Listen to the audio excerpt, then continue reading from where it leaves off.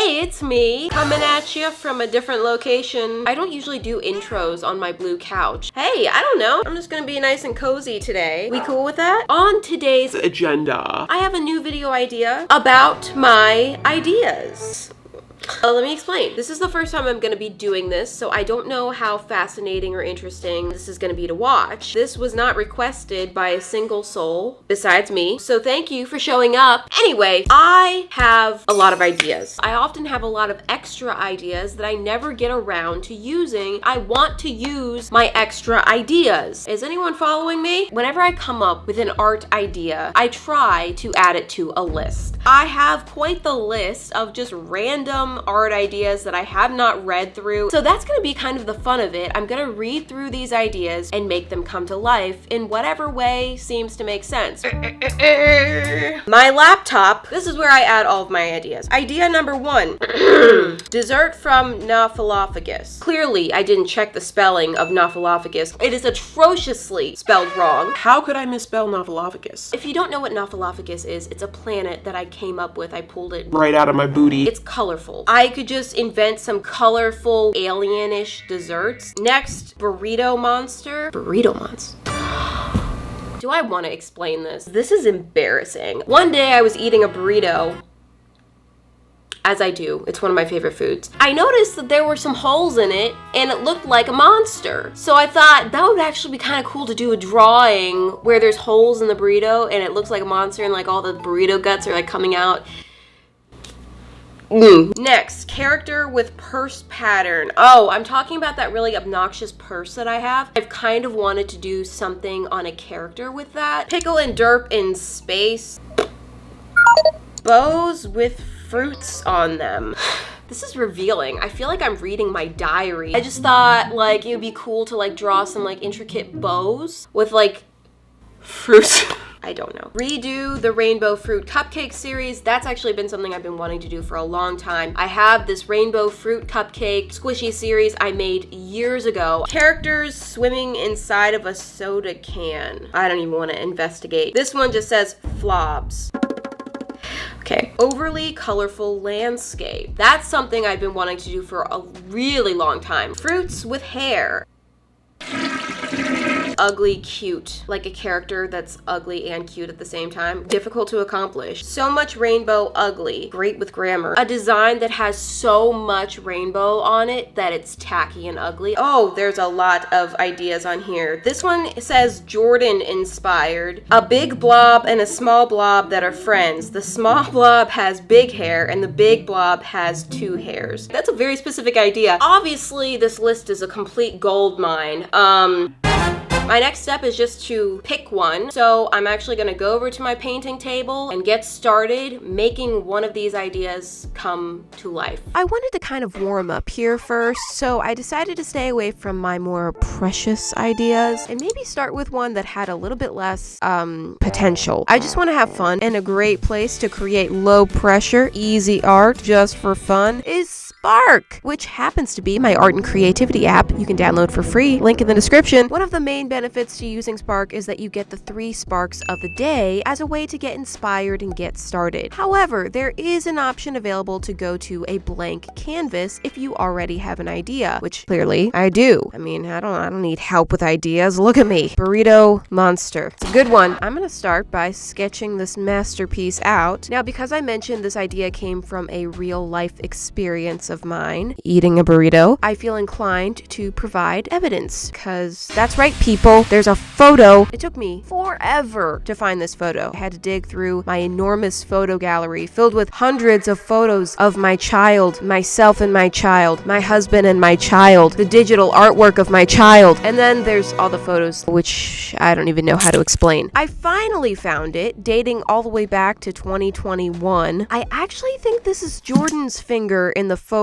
Was he responsible for this as well? Either way, I gave him this really cute slug-like body. I mean, it's a burrito, obviously, but you know, I have drawn a handful of burritos in my time, okay? They are very special to me. Not the drawings, but burritos in particular. 'Cause you are the best part of me. but I still find it kind of difficult to draw a burrito. The filling is just so complicated with so many different elements and they're all mixed up and overlapping. I started with the lettuce, then added some little chunks of tomato. Why not have some falling out? Yeah, that's good. Then the white rice. I know it's lacking in nutrition, but boy, it tastes so much better than brown rice. I'm sorry. And I like a good steak burrito. Nice bite-sized cubes of steak. Oh, I'm hungry. I started adding some really simple line details in here to make it a little bit clearer what you're looking at. Does this clear things up for you? And then added some yellow drippy cheese and tried to make it look a little messy. I really want it to look like the filling is just spilling out of the monster, even though in the original it's more just like little holes. We're trying to bring the drama in with this one. I added some final little finishing details and then a nice charcoal gray background so it pops. Finally added a nice thin outline around to sharpen some of that up, and boom, it lives. The burrito monster lives. And you can go visit him in my Spark gallery if you download Spark. Even though this wasn't one of my more precious ideas, I'm actually really excited to see it come to life. Good or bad, it's an idea I've had on my list for years and I can finally cross it off. He does look a little less monstery and kind of a little bit like he's sick and literally puking his guts out.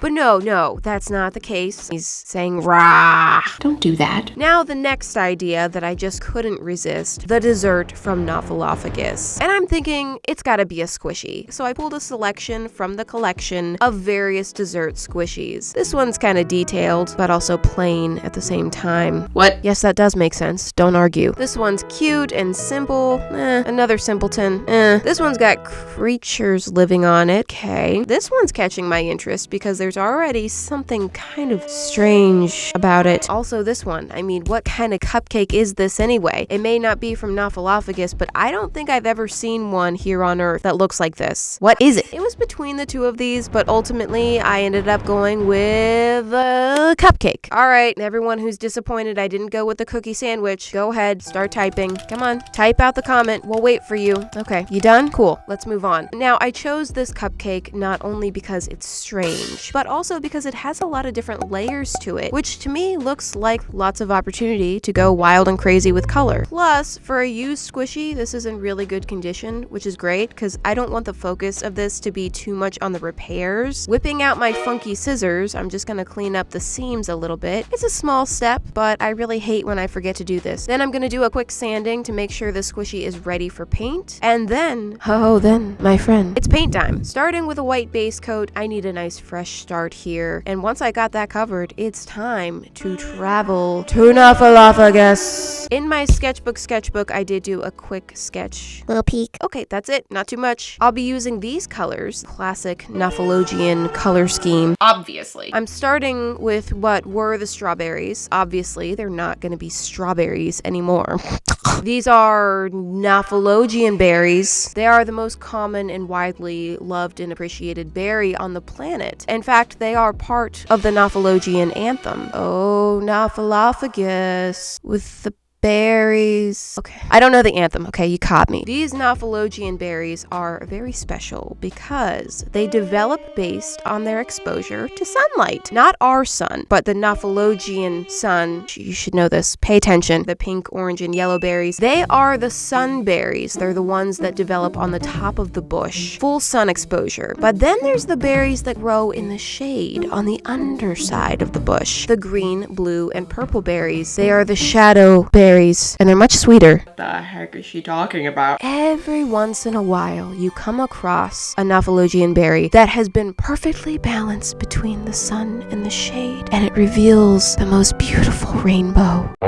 It'll look much better when I clean it up, I promise. There are a couple sliced Nauphilogian berries on the top of the cupcake, so here you see what the inside looks like, and boy, it's incredible, marvelous. The inside of the berries includes the opposite set of colors to the outside, so they have it within them to develop into any variation of berry. It's just like us. Every person has it inside to be good, and with enough love and support, we can just... Is this too far? Have I gone too far? Yeah, so that's great and all, but this is an absolute mess, so I'm gonna have to go over all of this again many times. The Nauphilogian berries were a true labor of love, man. This was a time-consuming process. off, which is why I had so much time to think about them and their sun exposure.